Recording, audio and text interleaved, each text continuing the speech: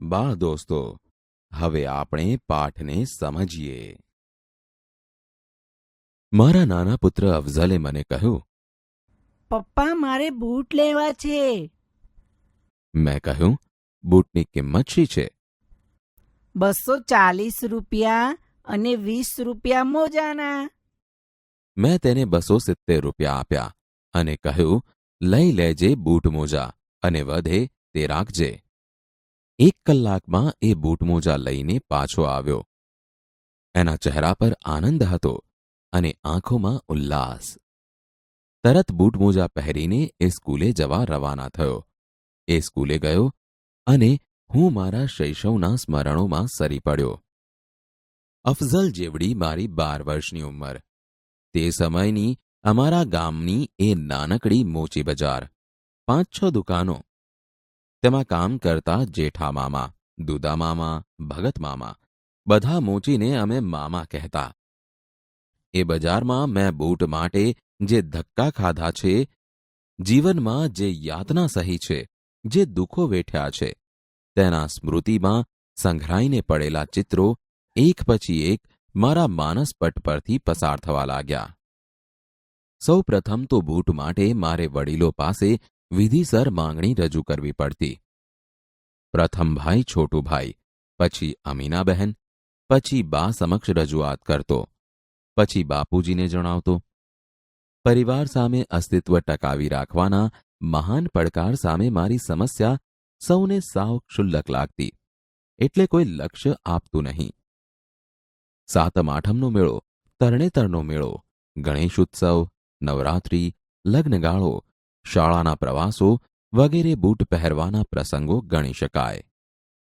દિવાળી, બેસતું વરસ વગેરે પર્વોમાં બૂટ પહેરીને મહાલવાની તીવ્ર ઈચ્છા થતી અને મારી માંગણી અવારનવાર નામંજૂર થવા છતાં હું નેપોલિયનની જેમ હિંમત હાર્યા વગર મારા પ્રયાસો ચાલુ રાખતો.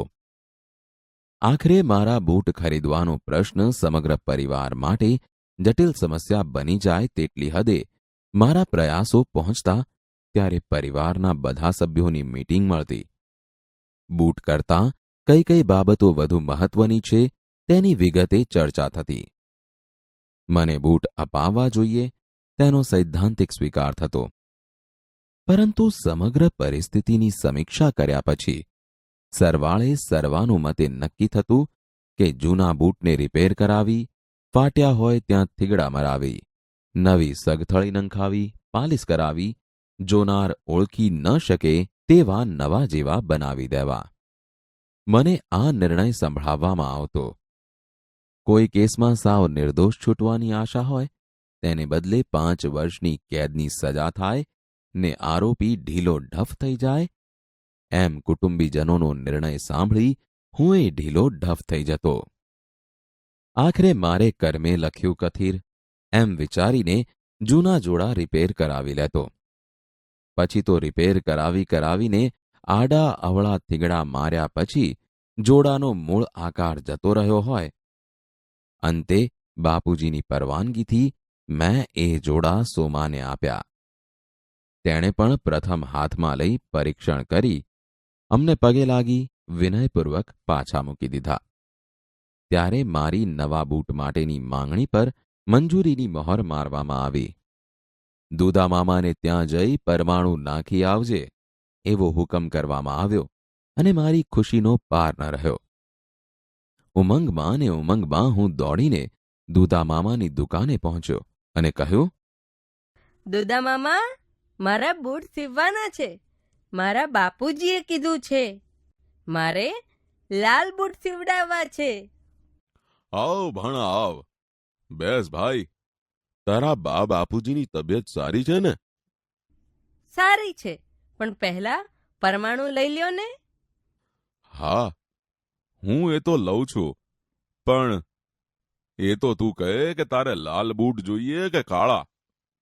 વાદરીવાળા જોઈએ કે વાદરી વગરના? અણીવાળા બૂટ બનાવવા છે કે ગોળ? દુદા મામા, લાલ, ગોળ, વાદળીવાળા બૂટ સીવવાના છે. લે મૂક ભાણા પગ.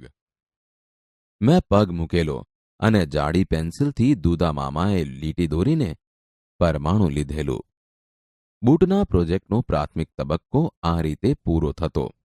હું પૂછતો, દુદા મામા, બૂટનું માપ તો લેવાઈ ગયું. હવે હું બૂટ ક્યારે લઈ જાઉં? જોને ભાણા, આજે જાણે શનિવાર થયો. રવિ, સોમ, મંગળ અને જો બુધવાર પણ જવા દે. એમ કર, ગુરુવારે લઈ જજે. વાર પણ સારો ગણાય. એ 5 દિવસ પસાર કરવા મારા માટે અસહ્ય થઈ પડતા. વળી ગુરુવારની કલ્પના કરતા કરતા આનંદ થતો. શનિથી બુધ સુધીના દિવસો પસાર થશે. ગુરુ આવશે. હું બૂટ લઈ આવીશ, નવા નકોર, લાલ, વાંદરીવાળા, પહેરીને નિશાળે જઈશ. છોકરા છોકરીઓ જોઈ રહેશે. 5 દિવસ પસાર કરી ગુરુવારે હું ઉત્સાહમાં દુદા મામાની દુકાને પહોંચી જતો. મારા બૂટ લાવો, મારા બૂટ જલ્દી આપી દ્યો. પરંતુ મારી આવી ઉત્કંઠાની દુદા મામા માથે કાંઈ અસર થતી નહીં. આવ ભાણા આવ. છોટુ મિયા ક્યાં છે? દ્વારકા પાસે બરડિયા સ્ટેશન છે, ત્યાં સ્ટેશન માસ્તર છે. હા, તો બરાબર. પણ અરે ભાણા સાંભળ, હું તને કહેતા ભૂલી ગયો. અમે ઘરના બધા હમણાં જ જાત્રાએ ગયા હતા. એમાં દ્વારકા આવતા આંખને છોટુભાઈ ભેગો થઈ ગયો. અમને જોઈને શું ખુશ થયો છે. મને કહે, મામા તમે આઈ ક્યાંથી? મેં કહ્યું, ઘરના સૌ જાત્રાએ નીકળ્યા છીએ. હજી આ ગાડીમાંથી ઉતર્યા જ છીએ. અમે સાથે ગરમ ચા પીધી, પછી મંદિરે દ્વારકાધીશના દર્શન કરાવ્યા. આખું દ્વારકા ફેરવ્યા અને છેલ્લે સ્ટેશને આવી ગાડીમાં સારી જગ્યા ગોતી બેસાડી દીધા ને અમે સીધા આવતા રહ્યા. કાંઈ તકલીફ ન પડી. મોટો ઈ મોટો. દુદા મામાએ લાંબી વાત એટલી રસપૂર્વક કરતા કે મને બૂટ ભૂલવાડી દેતા. પણ મારા બૂટનું શું થયું? બૂટ જલ્દી આપો ને. અરે ભાણા, ઈ જ તો તને કહું છું. આ જાત્રામાં થોડા દિવસ કામ નથી થયું, એમાં રહી ગયા છે.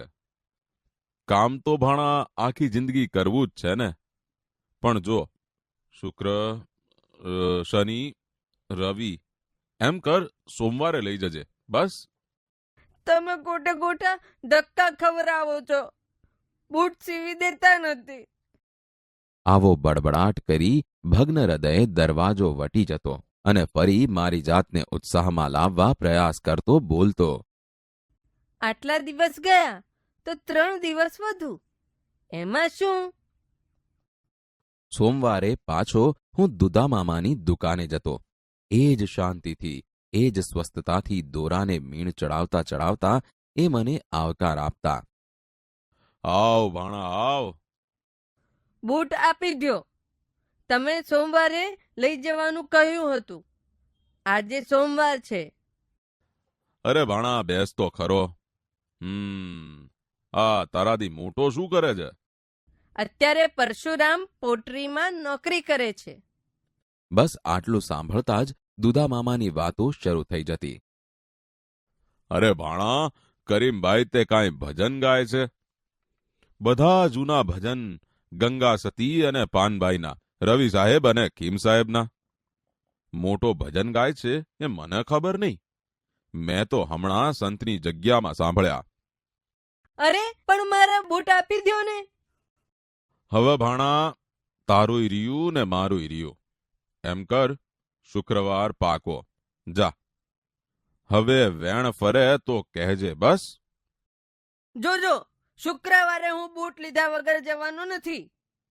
ન સીવવા હોય તો ના પાડી દ્યો, પણ ધક્કા ખવડાવીને તોડી નાખો માં. તું નારાજ થામાં બાણા. હવે શુક્રવારનો શનિવાર ન થાય. બસ જા. આમ બધું પાકે પાયે કરી હું દરવાજા સુધી પહોંચતો ત્યાં જ બૂમ મારતા દુદા મામાએ મને પાછો બોલાવ્યો. એ ભાણા, જો ઉઘાડા પગે આવજે અને બૂટ પહેરીને જજે. આટલી સૂચના મળતા હું એટલો લહેરમાં આવી જતો કે ઉમંગમાં ને ઉમંગમાં કુંવરજી વાઘજીની દુકાન વટી ગયા પછી મને યાદ આવતું કે 6 મહિનાથી હું ઉઘાડે પગે તો છું જ. હવે શુક્રવારે દુદામામા શું બહાનું કાઢે છે તેનો પ્રથમ વિચાર કરીને માનસિક રીતે તૈયાર થઈને હું એમની દુકાને પહોંચતો અને એ કાંઈ કહે તે પહેલા જ હું કહી દેતો, લાવો બૂટ. ભાણા કાળા કરવા છે કે લાલ? અરે તમને 10 વાર કીધું છે કે લાલ કરવાના છે.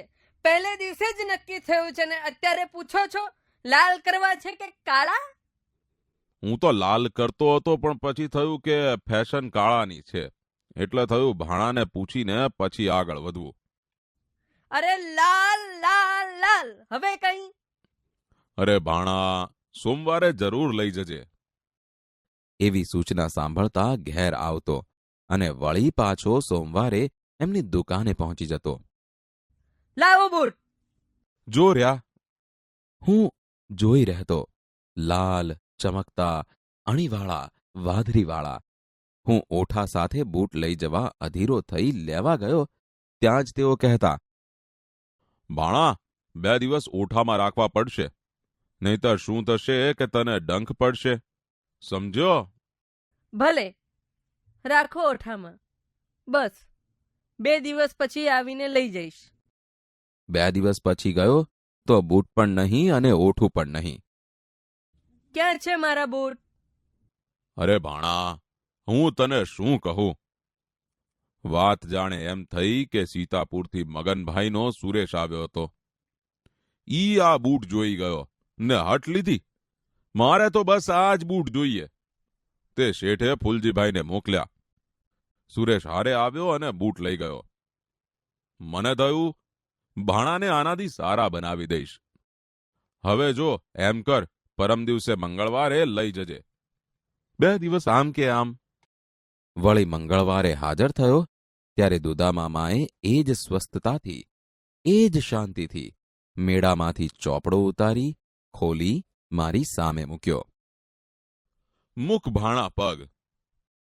શા માટે? આગલું પરમાણુ હાથ વગું નથી રહ્યું. મૂળ વાત આમ હતી.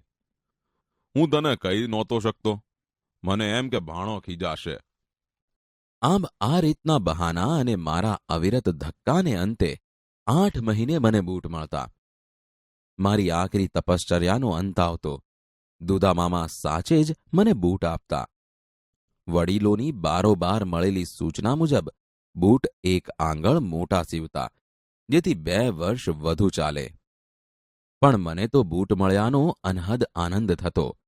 એ પહેરીને હું નીકળતો ત્યારે મને બજાર સાંકડી લાગતી.